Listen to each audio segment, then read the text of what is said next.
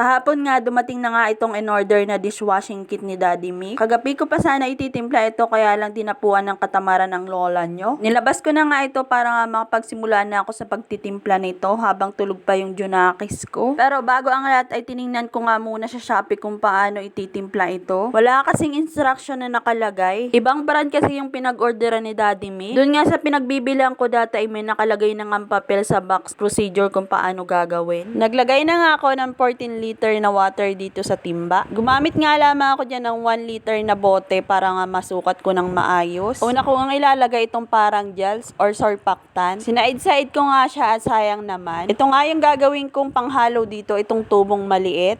Halu-haluin ko nga yan hanggang sa matunaw nga yung surfactant na nilagay ko. Habang ginagawa ko nga ito ay nagising na nga ito yung shabaya at pinaupo ko nga siya dito sa upuan na nasa harap ko. Wala pa nga siya sa mood mangialam kaya naman nakaupo lang siya. Natunaw na yung surfactant na nilagay ko kaya naman tiningnan ko nga kung ano man susunod na ilalagay ko. Ito nga yung mahirap dito, dalawa nga lang yung may label dito. Yung mga ibang sangkap nga ay wala ng label. Sa Joynix nga ito in order ni Daddy Mick. Hula-hula na nga lang tayo for today's video. At pagsasama-samahin din naman yan. Sinunod ko nga nilagay itong parang clear na tubig at saka itong powder na nasa plastic. Bali dalawang lagay nga yan ginawa ko dyan. At saka ko hinalo-halo. Tapos nilagay ko nga uli yung kalahati at saka ko naman nahalo-haluin uli. Nang matunaw nga yung nilagay ko kanina ay isusunod ko nga itong decreaser. Hinalo ko nga ng konti at sunod ko na nga itong foam booster. And then sinabay ko na nga rin itong dalawang kulay orange na ito. Hindi ko nga alam kung ano ito. Colorant ata ito kasi nga melon nga yung flavor na in order ni Daddy Mick. At saka ko naman nga hinalo-halo uli para nga magsama-sama nga sila. Diyos ko po Rudy, talaga naman tagaktak yung pawis ko kahalo-halo nito. Ito talaga ang mahirap sa paggagawa ng dishwashing liquid. Kailangan talaga ang mahabang paghahalo-halo. Isinunod ko na nga rin itong asin na pampalapot. Paunti-unti nga lang yung paglalagay ko dyan. Maglalagay nga ako ng konti at saka ko naman nga halo-haluin. Habang nilalagay ko nga ito ng paunti-unti ay nararamdaman ko na nga yung hirap sa paghahalo-halo nito. At saka ko naman nga sinunod itong scent na pampabango dito sa mixture natin. At saka halo-halo uli. Sabi ko naman sa inyo talagang matagalan ang paghahalo-halo nito. Tingnan mo naman ang lola mo, talagang hirap na hirap sa paghalo at pawis na. Para naman nga yan sa kagaganda ng resulta nitong ating mixture na dishwashing liquid. Nadala nga talaga ako dun sa una kong paggagawa nito. Hindi naging maganda yung resulta kasi nga hindi ko masyadong nahalong maigi. Kaya naman sa mga sumunod nga na paggagawa ko ay todo halo talaga ako. Yung iba naman kasi nito ay binibenta ko, yung iba naman ay panggamit namin dito sa bahay. Yung nabawi mo na yung puhunan mo at may pangsabon pa kayo sa plato. Sobrang laki rin nga ang tipid nito kasi nga yung 1 liter ay 50 pesos na nga ata. Ngayon ko nga lang na-try itong melon, sobrang bango pala ng amoy. Buti na nga lang itong mga anak ko ay kontento sa panonood at wala akong istorbo. Ay siya, hanggang dito na lang, babu!